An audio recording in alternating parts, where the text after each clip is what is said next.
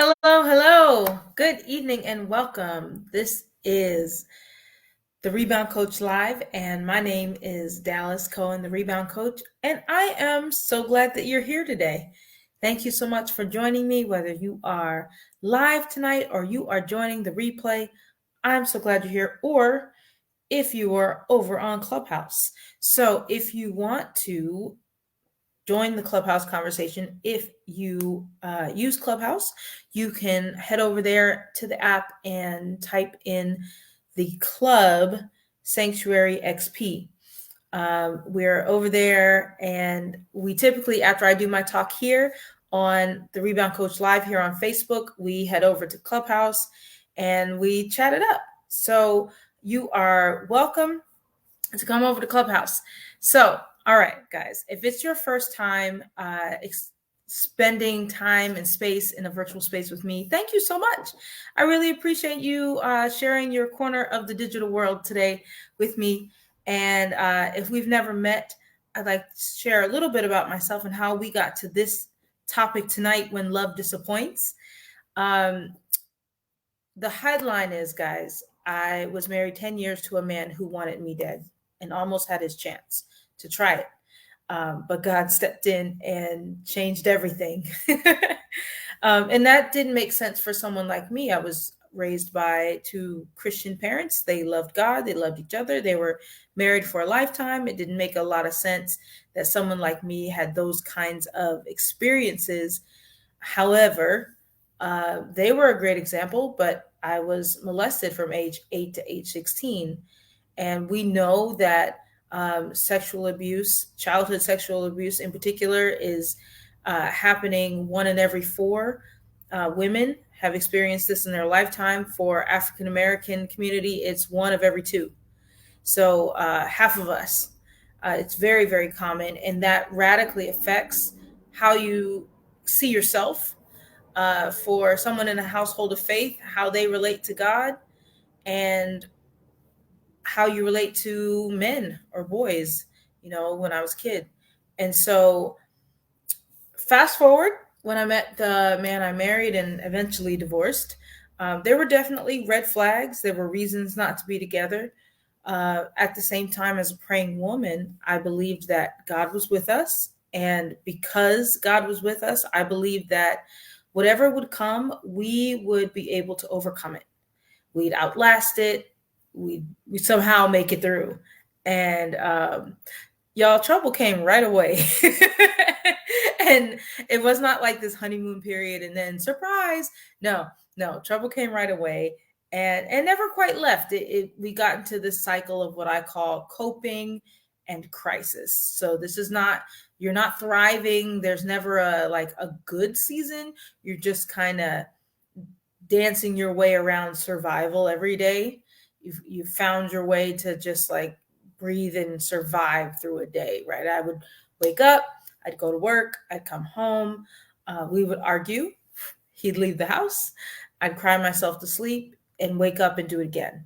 And it got to the point where I was very, very hopeless, suicidal even. You couldn't tell. I was doing all the things that I was supposed to do. And we'll talk a little bit about that today, where you can show up to all the appointments. You show up to work, you do your job well, you show up to church or whatever extracurricular activity you might have. There's a level of survival. Some people are very high functioning. If you can imagine people addicted to alcohol or addicted to drugs, but you wouldn't know it, right? They're high functioning alcoholics or high functioning drug addicts. You can be a high functioning suicidal person. You can be a high functioning abuse victim. And that's where I was. And that's where a lot of people live their lives. And everything just kind of came to a head come the end of 2019.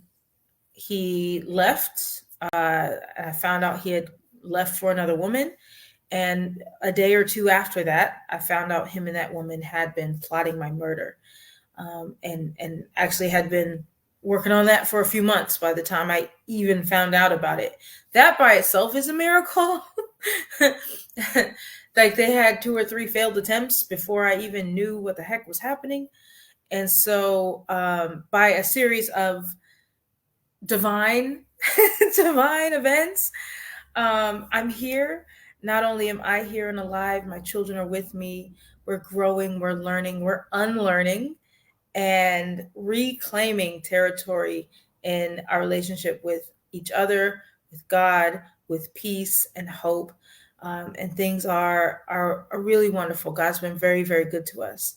Out of that entire situation, I wrote a book because like that's a lot of life to live, and it's been helping people. The name of the book is called I Choose Life: Rewrite Your Love Story and Change Your Legacy. And you can find that. And first of all, when I talk about love story, I'm not talking only about romantic love. So today's topic is when love disappoints. We're going to talk about romantic love, but that's not the only context. When I say rewrite your love story, I'm talking about learning to love and be loved.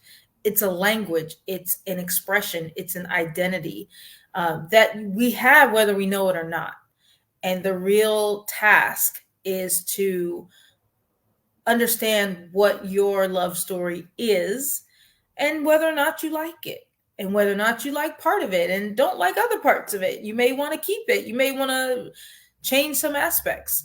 So, rewriting your love story is so much more than just, I had this kind of romantic relationship and I now have that kind. It's how I receive love, my definition of love, how I choose to give love, how I choose to love myself is all something that can change. And so, if that is of interest to you, you can find this book at thereboundcoach.com/book. That is thereboundcoach.com/book. It's helped many, many people already. It's changing lives and giving answers for people who've had questions for a long time. And it's a roadmap for others. So even if you love someone who's experienced domestic violence, mental abuse, spiritual abuse, financial abuse, any of those things, you care about them, you don't want to get into an argument about what you think the solutions are for that person. Just say, I heard about this person. She has a book. You should read it. Here it is. Okay. So again, you can find that at thereboundcoach.com/book. And I do see that someone is here from Facebook. Feel free to put in the chat. Let me know who you are so I can say hello. The way that this streams over, I'm not able to see who it is unless you tell me. So just welcoming you to say that. So today's topic, when love disappoints. This is actually a pretty broad topic, although I'm not going to go super, super deep today. Yesterday was Valentine's Day, so a lot of folks are thinking about romantic love and how that plays out in your life and whether or not you like how it's playing out or not. And the way I originally thought about it was like, okay, people who spend Valentine's Day alone are like folks who spend Christmas alone, right? Those are, yes, commercialized holidays, yes, cultural stuff, yes, probably pagan in both counts. However, it's times where people are looking for connection, and we're created for connection. We're created for interdependence. We're created to love and be loved. This is just, it's how we're made. But when pain comes, and pain always comes, right? It always comes, no matter what kind of childhood you had, there was some circumstance where somebody disappointed you, right? There's always a circumstance where love disappointed you. This is normal. This is the course of life, right? Now, when we're kids, we may or may not be prepared with how to handle that. And disappointments don't wait until we're mature, right? Like they come from parents, they come from other authority figures, other adults in our lives, they come from siblings or peers. Everybody's got those stories.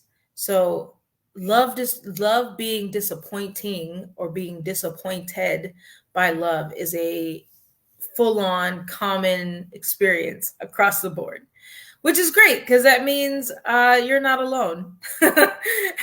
You're not alone. No matter what your story is, you're not alone. We all know that sting, right?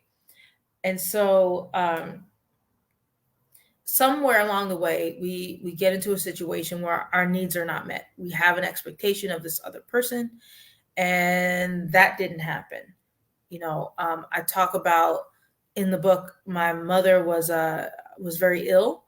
One of the illnesses she had was neuropathy, and her skin was, she was very sensitive to touch, and you couldn't touch her, which stunk because I was a touchy kind of kid, or at least I wanted to be, right? And so we just had an event called A Day of Healing Safe Touch. Which was phenomenal, y'all. You don't even understand. It was really, really great. So, but it was all focused on our need for safe touch. Every human being needs that. Babies need it. That's why they put you skin to skin when you birth a child. It's something we're created to need, and it nourishes us, right? And so my mom couldn't do that. You couldn't touch her. Everything would hurt. And we had to care for her as far as, she was bedridden and couldn't walk. So transferring her to a wheelchair and helping her in the bathroom and helping her bathe, like the whole thing. So even though it was labor intensive, there was not a lot of nourishing touch. So that was an unmet expectation, right? And I shared my story earlier about molestation. Another instance of unsafe touch and unmet expectations. Now, I wouldn't put the love word in that context, but that whole learning to love and be loved, that's an undercurrent of everyone's childhood, right? So it is present even if it's not in forefront. So there's always a situation where our needs aren't met, right? I wanted to give some practical things. So in the description of today's talk, I said I'm going to give you some practical tools, and I will.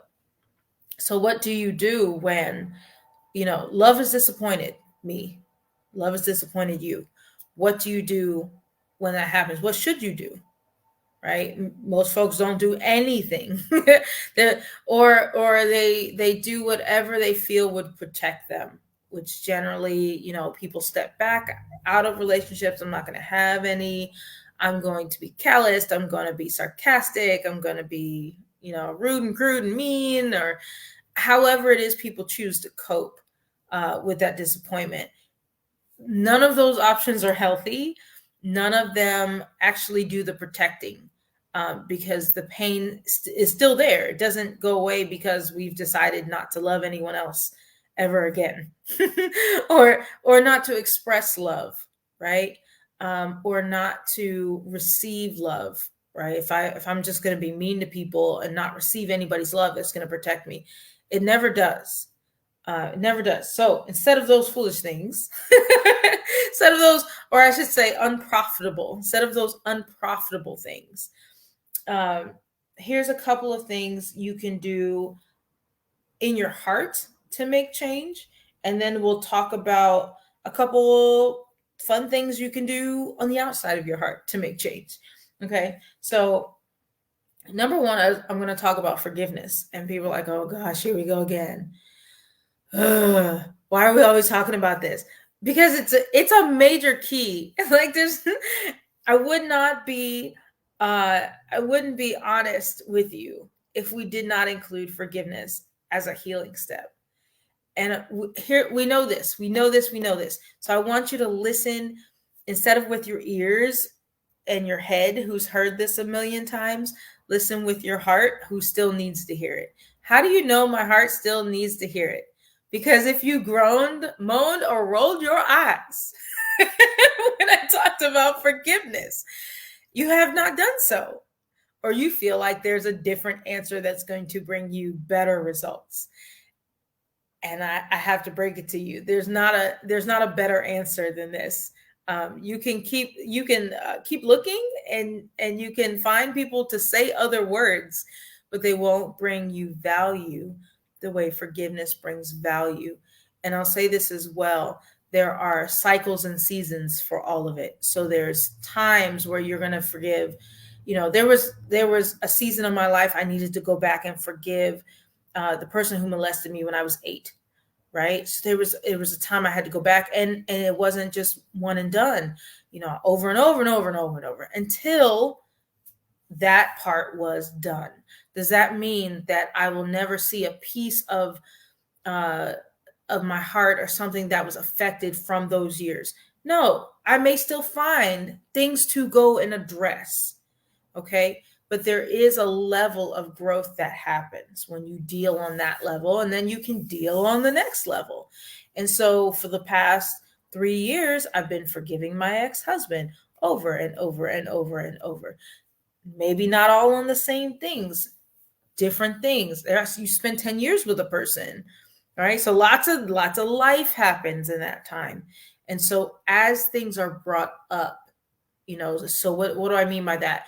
When it crosses your mind's eye, when it crosses your heart space, and you go, I remember that thing. And then something inside of you that's boiling and angry, ding, ding, ding, there's a clue. There's a clue. You've been disappointed. You've been hurt. There's been needs that have gone unaddressed, right? And you feel some type of way. Not saying you can feel any kind of way you want. When you are ready for results, what are the results we're looking for? A clear heart, energy. There's so many things that cloud us that we're not even aware that we're dealing with and carrying around. There's so much stress that's added to us that has nothing to do with our current circumstances. There's just fatigue. There's brain fog. There's body things that are happening in our bodies that are connected to stress and depression. And we say, oh man, it's because my schedule is so busy. Not necessarily, right? Not necessarily. Sometimes it's just because we haven't forgiven whomever, or we're holding our right to be right. And it's okay. I'm not saying you're wrong, right? Whoever did you wrong. Okay. It's not about making what they did okay. It is about releasing them from the recompense you're expecting to happen by like osmosis. I'm just going to be mad and they're going to get what's coming to them. We know this doesn't work. Like, we know it in our heads, but our hearts tell us a different story. So I hope to encourage your heart today to not choose violence. And even if you're not like, oh, I'm not planning I'm not planning them any harm. I don't wish them any harm. Okay. Again, if it's rising in your heart space, if it's crossing your mind, this is yet unresolved. Okay. And it's as simple as so-and-so, I forgive you for, I chose to feel. I taught this at Day of Healing Safe Touch. I chose to feel this, and this, instead of you made me feel like. They can't make you feel like. They can suggest, they can say words. They can't make you feel like. We choose to feel like. What that does is empowers you to choose to feel something else. Even if I chose to feel disappointed, in the example of my mother, Mom, I forgive you for not allowing me to touch and cuddle you when I wanted that kind of affection. I chose to feel like I had to take care of myself, like I had to, that I was just a beast of burden. I was just for work and not for love. I chose to feel those things. She didn't say those words to me. She didn't say anything that could have meant those words to me. Those were things I chose to feel in those moments. And the rest of the forgiveness recipe, I forgive you. Actually, the truth is, I can't get into all of this tonight. It's too much. But the truth is, and then fill in what the truth is instead. So I chose to feel burdened and unwanted and just, for my work. the truth is, I was well cherished by my parents, and they did the very best they could with what they knew how to do, which is what most parents do. It's what I'm doing as a parent, the very best I can with what I know how to do. I forgive you, I release you, I bless you, you owe me nothing. Now, that's easy to say on this end of it. It's not easy to say necessarily the first time. The first time I learned that particular system of forgiving, I was at an event with one of my mentors, and it was like a repeat after me kind of thing. And it was like, I forgive you, I release you, and I bless you, you owe me nothing. At the time, I was married, and I was forgiving my current husband for all of his shenanigans, which I did not classify as abuse. Another story. So I was saying, I forgive you, I release you, and I bless you. I said those words. And the next part was, you owe me nothing. And I was like, I couldn't say it. I couldn't say it because I figured he owed me a whole heck of a lot of things. I'm married, and this is what a husband's supposed to do, and this is what a wife's supposed to do, and I did my part, and you're not doing your part. Like, a whole thing was going on in my head. Whole thing was going on. Regardless of what he may or may not have owed me, he was not capable or willing to give me what I wanted, what I felt I needed, what I felt I was entitled to. Entitled or not, it wasn't coming, right? So my choice was not to continue to demand that he meet a need that he was not going to meet. Didn't mean I didn't need it. Didn't mean that he should not have. It has nothing to do with shoulds. It has to do with, okay, this is not coming. Affection, and this, in the case of my former marriage, affection or care or kindness, or, it wasn't going to come. So am I going to continue to demand it? Or am I going to look and say, okay, this is not coming. What does that mean? Right? That's a scary proposition, because it means I'm going to have to make a decision. And that's, it is what it is. And that's what every woman in an abusive situation comes to. All right, this is not coming. Okay. It's not coming. So what am I going to decide? What does that mean now? When we are staying, we're staying in hopes that what's missing will come. But again, eventually you're like, okay, it's not coming. What does that mean now? Okay. So forgiveness cuts the clutter. And it also, so when I say cut clutter, so the, I don't know a different way to say it. Heart clutter, right? Like, so the issues that cloud our judgment and cover our eyes and plug our ears up, and doesn't allow us to receive the love that is present. So I spent a long time feeling unseen and unloved, but there was love all around me. My children loved me and have loved me even in the darkest days. And, can't speak for the narcissist. I won't. I was about to, but I won't. What I will say is love was surrounding me, but I could not receive it.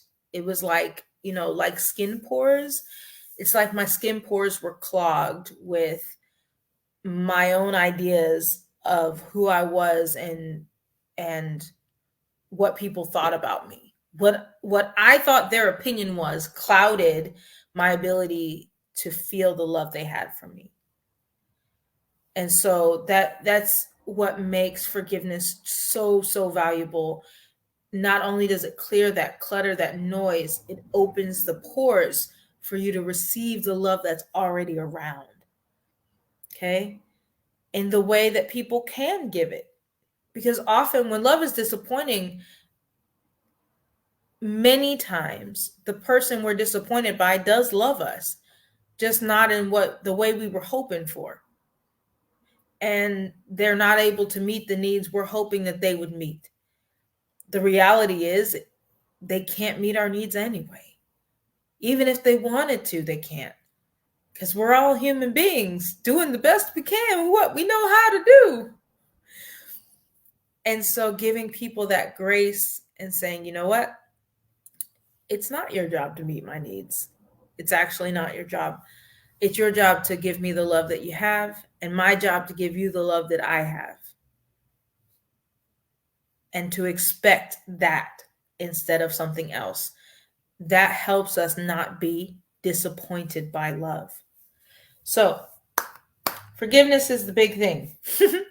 And I want to, so here's a practical thing. Well, yes, I'm going to call it practical. So, our minds are always working. Our minds are always working. So when people do things like mindfulness is a buzzword right now, but it's another word for meditation. When people are using mindfulness, using meditation, they're focusing.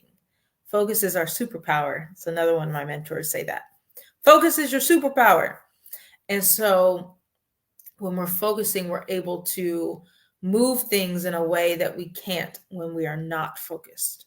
Okay. So one of the ways that they talk about bringing your attention to focus is thinking about breathing, paying attention to your breaths, paying attention to the physical sensations in your body, right? It's a focusing technique. Okay.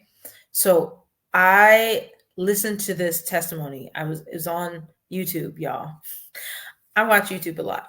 Okay. So I was listening to this testimony of this guy, and I can't tell you the whole story. We'd be here all night, and I won't. But if anyone's interested, let me know that in the comments, and I will find the link and get it to you. Okay, so this guy had a spiritual experience. I won't say near-death experience, like he was kind of...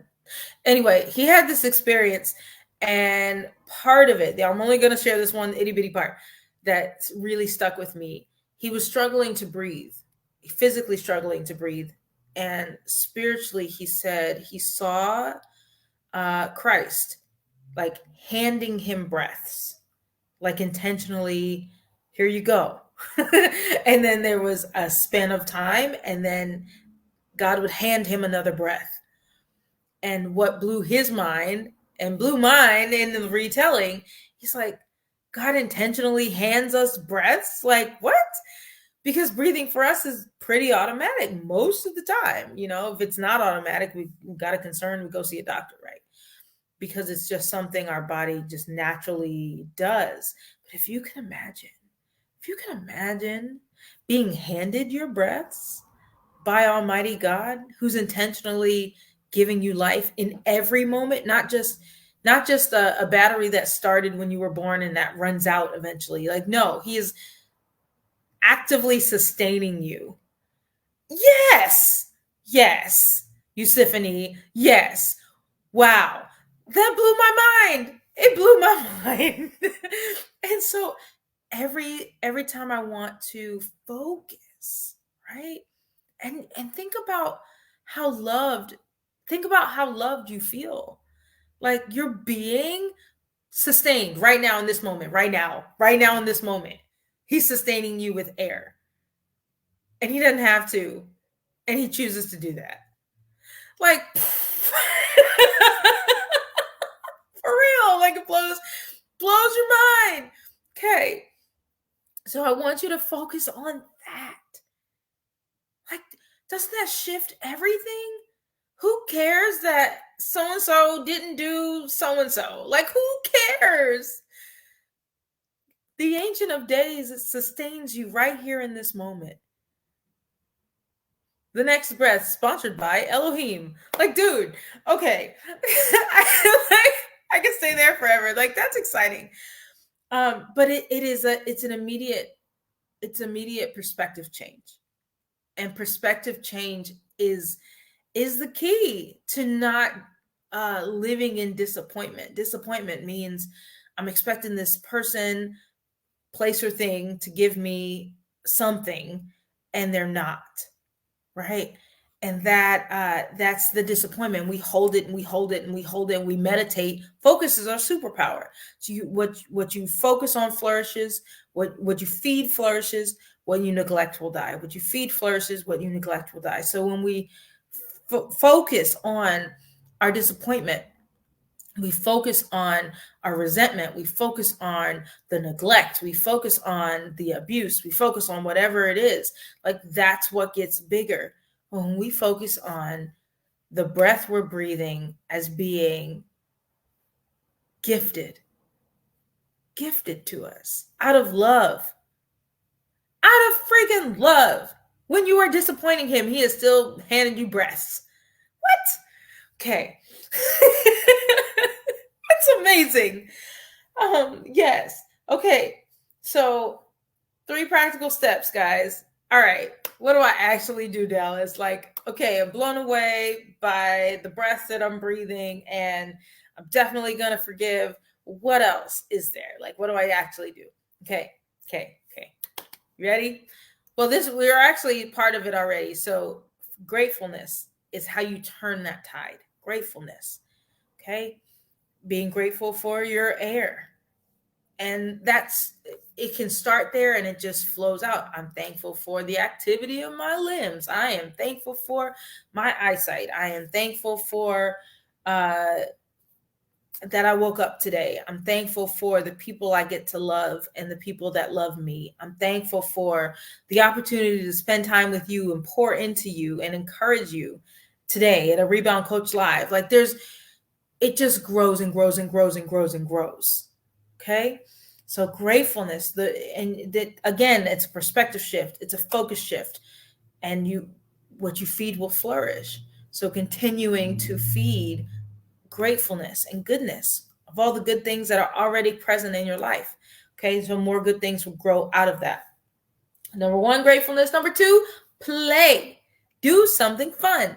Do something fun. I asked a client of mine, what do you like to do for fun? And I don't know. Well, the last time you had fun, what were you doing? I don't really do that stuff. Okay. You have to know what's fun. And if you don't know, that's a great excuse to go find out. Go have fun. It can be something so simple. I like having dance parties with my children in the house. We just find fun music. We have some favorites, and we just dance around the house silly. Like that counts. Doing this by yourself is also wonderful.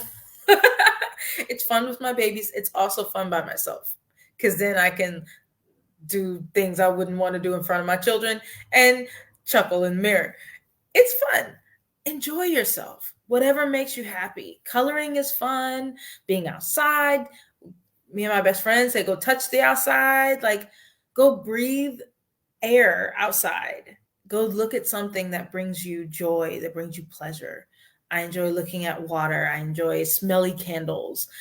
We don't have to be expensive or extravagant or make a big plan, but go do something that brings life. Okay, this is how we turn around disappointment, because you're cultivating gratefulness, you're nourishing gratefulness and focusing on the good things in your life. You're having fun. And then number 3, specifically around Valentine's Day, we did this exercise at a day of healing safe touch. A day of healing safe touch. We did self-love Valentines, which is kind of fun. It's coloring, okay, because coloring is therapeutic. Creating or producing something out of you instead of just consuming. So create something, write, color, draw, sing, something, do poetry, make something, craft, do something, produce, create. That's another beautiful way to turn around disappointment. And we did self-love Valentines, which were pretty cool. So, guys, I'm excited. I'm always excited.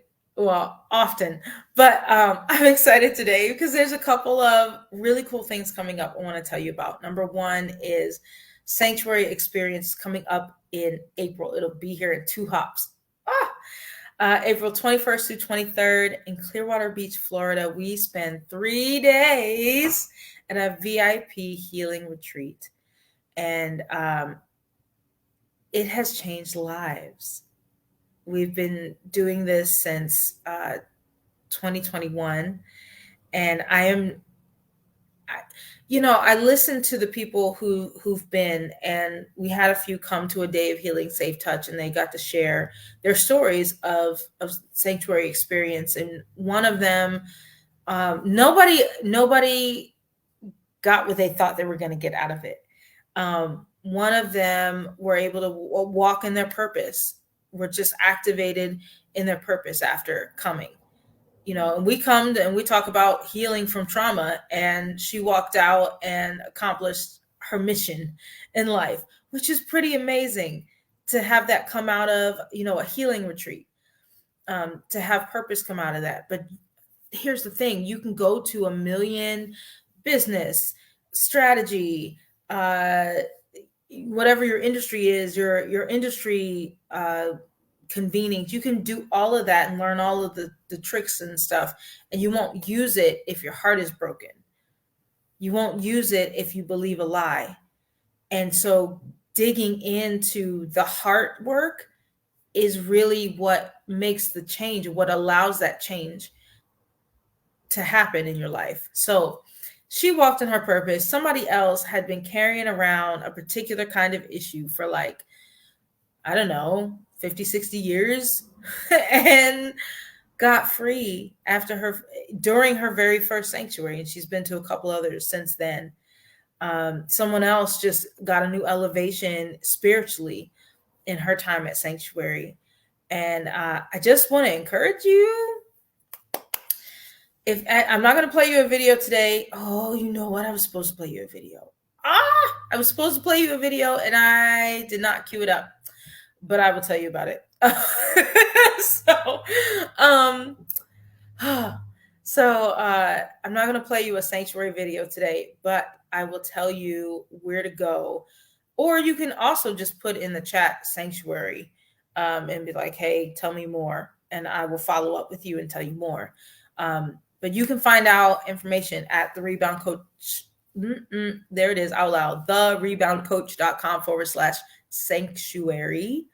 All the details are there. However, we do limit the amount of women that we have at the event. And there are only a few spots left right now. So I want to be real clear about that. There's not a whole lot of spaces left. So if this is tugging on you, make your move. Reach out to me. I'd love to tell you more about it, answer your questions, and see if you're a fit for the event. thereboundcoach.com/sanctuary.